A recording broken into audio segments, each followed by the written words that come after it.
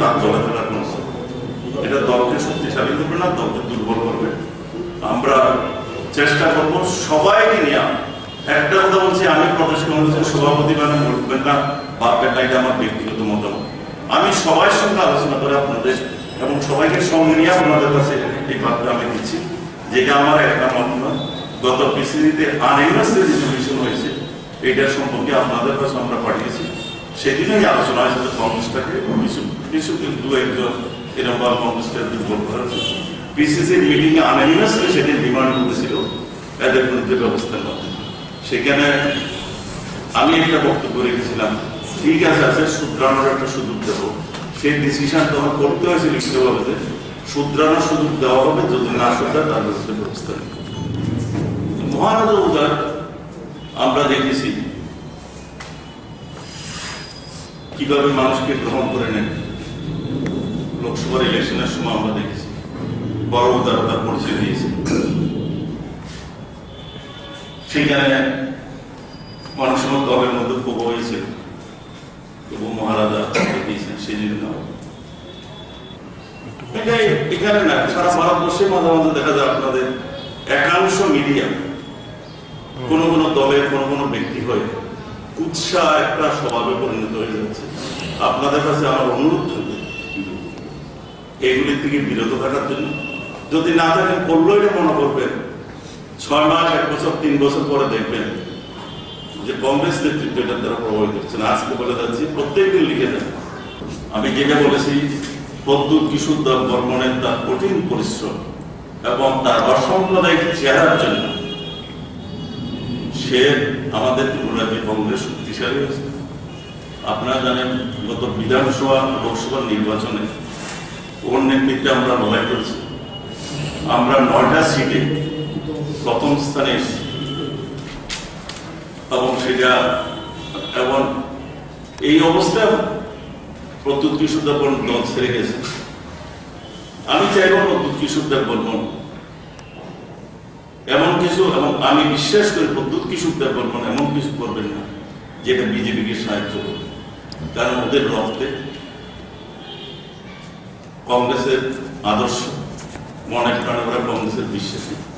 এখন কংগ্রেস থেকে উনি ত্যাগ করেছেন, কিন্তু উনি কোনো দলও জয়েন করেননি। সুতরাং আমি ত্রিপুরা রাজ্যের রাজবাড়ির ঐতিহ্য, ওনারা যেটার জন্য দীর্ঘদিন ধরে পরিশ্রম করেছেন, ত্যাগ করেছেন, আমি আপনাদের মধ্য দিয়ে চাইব এ রাজবাড়ি আগেও কংগ্রেসের জন্য ত্যাগ করেছে, ভবিষ্যতেও করুক। আমরা রাজবাড়িকে কোনো অবস্থাতে হেওয়া করবো না। আমরা তাদেরকে এখনো কৃতজ্ঞ এবং কংগ্রেস সবসময় মনে হয়। পরবর্তীকালে নতুন নবপ্রজন্ম প্রদ্যুৎ কিশোর বর্মন দীর্ঘকালীন এ রাজ্যের প্রদেশ কংগ্রেসের ওয়ার্কিং প্রেসিডেন্ট ছিলেন। পরবর্তীকালে প্রদেশ কংগ্রেসের প্রেসিডেন্ট হয়েছে